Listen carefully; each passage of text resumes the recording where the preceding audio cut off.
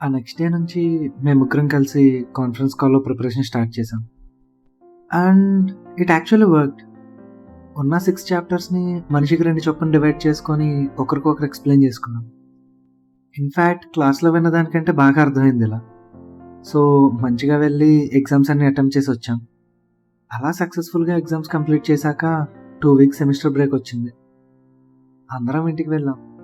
But నా mind మాత్రం still కాలేజ్‌లోనే ఉంది. నేను నిత్య ఒకసారి వాట్సాప్ గ్రూప్‌లో బానే మాట్లాడుకుంటున్నాం. కానీ పర్సనల్‌గా మెసేజ్ చేయాలంటేనే ఏదో చిన్న భయం. అలా ఒక 4 రోజులు గడిచాక ధైర్యం చేసి పర్సనల్‌గా మెసేజ్ చేశా. తనదక్కడ టైపింగ్ అని వస్తే ఇక్కడ నాకు చేతులు వణికాయి. స్టార్టింగ్‌లో కాస్త టెన్షన్‌గానే చాట్ చేసేవాడిని. బట్ స్లోగా తన పాజిటివ్ రెస్పాన్సెస్ వల్ల నేను ఫ్రీ అవ్వడం స్టార్ట్ చేశా. అలా 10 డేస్ గడిచిపోయాయి. ఇంకో 4 డేస్‌లో క్లాసెస్ రీస్టార్ట్ అన్నప్పుడు ఆన్ ద 10థ్ డే నేను రుక్సారాకి క్యాజువల్‌గా మెసేజ్ చేశా. But it took a big turn.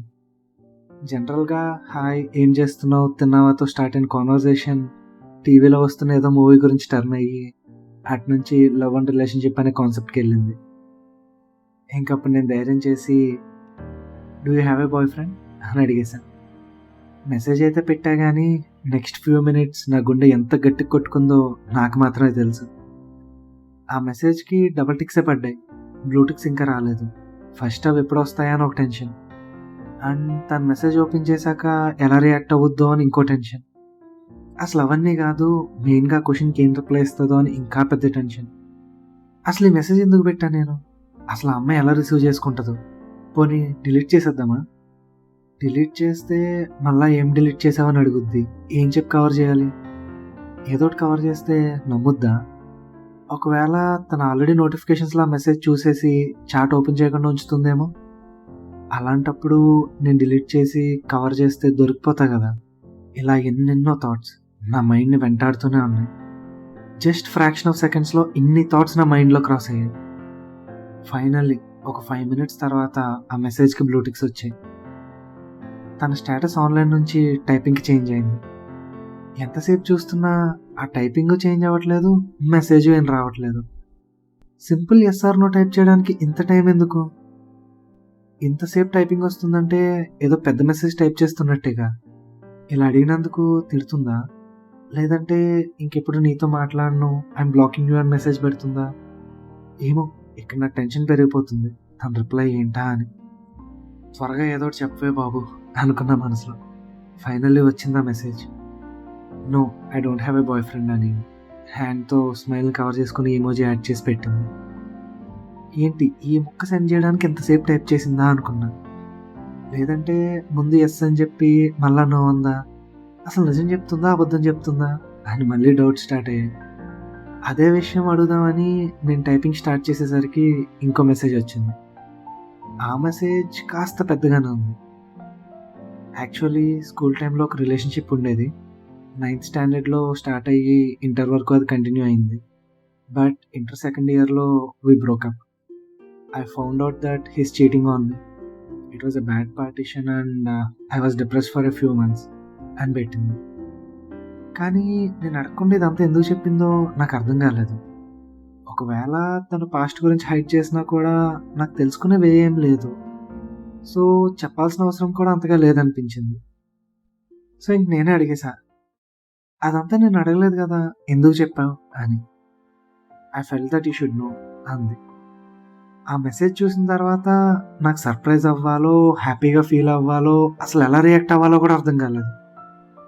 Of course పాజిటివ్‌గానే రియాక్ట్ అవ్వాలి. బట్ స్టిల్ ఆ కరెక్ట్ ఎమోషన్ ఏంటో తెలియట్లేదు. ముందు తనకు రిప్లై ఇవ్వాలి కదా అని ఒక స్మైలీ ఎమోజి పెట్టా. మరి నీకు గర్ల్ ఫ్రెండ్స్ లేరా అని అడిగింది తను. Girlfriends plural. చాలా ఎక్స్పెక్ట్ చేస్తున్నావు పాప నా నుంచి అన్నాను నేను. ఎందుకు చేయకూడదు? ఇన్ఫ్యాక్ట్ నీకు గర్ల్ ఫ్రెండ్స్ లేరంటేనే నమ్మడం కష్టం అంది. ఆ మెసేజ్ నా ఫేస్ మీద ఒక బ్లష్ తీసుకొచ్చింది. మగధీరాలో బ్రహ్మానందం గారిలాగా. అంటే అంది కానీ ఆ ఊహ ఎంత బాగుందో అనుకున్నా. అలా ఒక 2 మినిట్స్ నవ్వుకొని లేదు నాకెవరు లేరు అని రిప్లై ఇచ్చా. ఓహ్! ఓకే అని ఒక స్మైలీ ఎమోజి యాడ్ చేసి రిప్లై ఇచ్చింది. తనతో మాట్లాడడం స్టార్ట్ చేసిన ఇన్ని మంత్స్‌లో ఒక సాటిస్ఫాక్టరీ కన్వర్జేషన్ అంటే ఇదే. అండ్ తను పెట్టిన message I felt that you should know అని, అదైతే నాకు ఒక హింట్లానే అనిపించింది that she is interested in me అని. ఇంకా హ్యాపీనెస్తో ఆ రోజు హాయిగా నిద్ర పట్టేసింది. ఆ తర్వాత రోజు నుంచి మా చాట్స్ ఇంకా పెరిగాయి. మేమిద్దరం చాలా ఫ్రీగా మాట్లాడుకోవడం స్టార్ట్ చేసాం.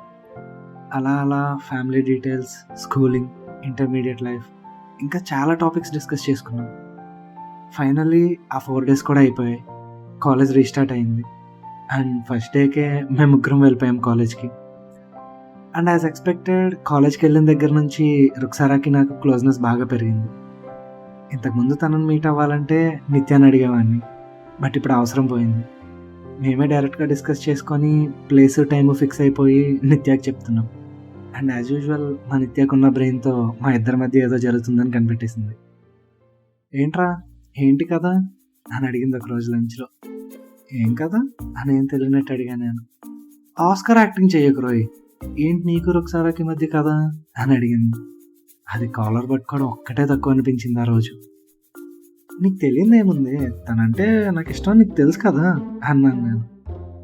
కానీ లాస్ట్ సెమిస్టర్కి ఈ సెమిస్టర్కి మీలో చాలా చేంజ్ వచ్చింది, ఏంటో చెప్పది అంది. యాక్చువల్లీ నేనే చెప్తాను అనుకుంటున్నా, నువ్వే అడిగావు, ఇదిగో చూడు అని మా చాట్స్ చూపించా. నాకు తెలియకుండా ఇంత స్టోరీ నడిపేసి మళ్ళీ అమూల్ బేబీలాగా ఫేస్ పెట్టి ఏం కదా అని అడుగుతావా దుర్మార్గుడా అని సర్ప్రైజింగ్గా ఉంది. ఏదో అలా కుదిరేసింది.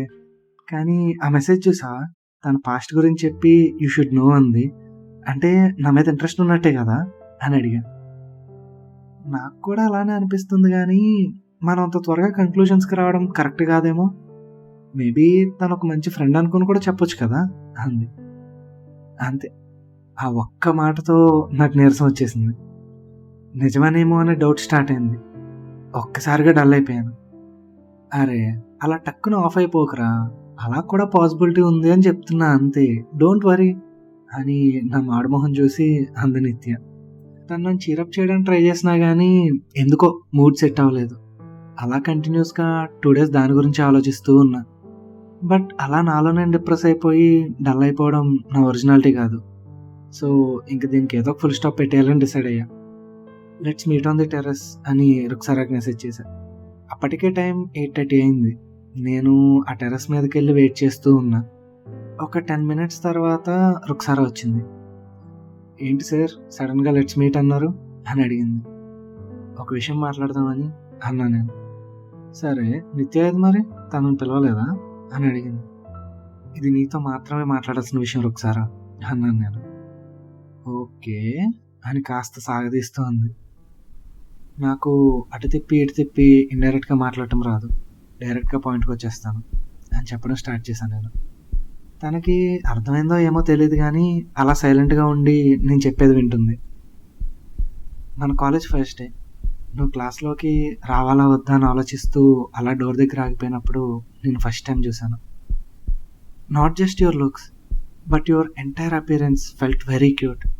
ఆ ఫస్ట్ లుక్లోనే నీ మీద క్రష్ స్టార్ట్ అయింది, నీకు పడిపోయా అని చెప్పి తన రియాక్షన్ కోసం ఒక చిన్న పాజ్ ఇచ్చా. బట్ తను ఏం మాట్లాడకుండా జస్ట్ అలా నన్ను చూస్తూ ఉంది. సరే మొత్తం చెప్పిన తర్వాత అడుగుదాంలే అని కంటిన్యూ చేశా మళ్ళీ. ఆ రోజు నిన్ను నిత్య లోపలికి పిలవడం చూసి తనకి ఫ్రెండ్ ఏమో అనుకున్నా, అందుకే పిలిచి తనని పరిచయం చేసుకున్నా.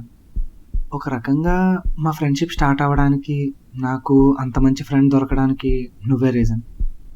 ఆ తర్వాత నిత్య నా గురించే నీతో ఫ్రెండ్షిప్ చేసింది. నిన్ను పరిచయం చేయమని ఎంత అడిగినా చేయకుండా నన్ను అలా వెయిట్ చేయించింది.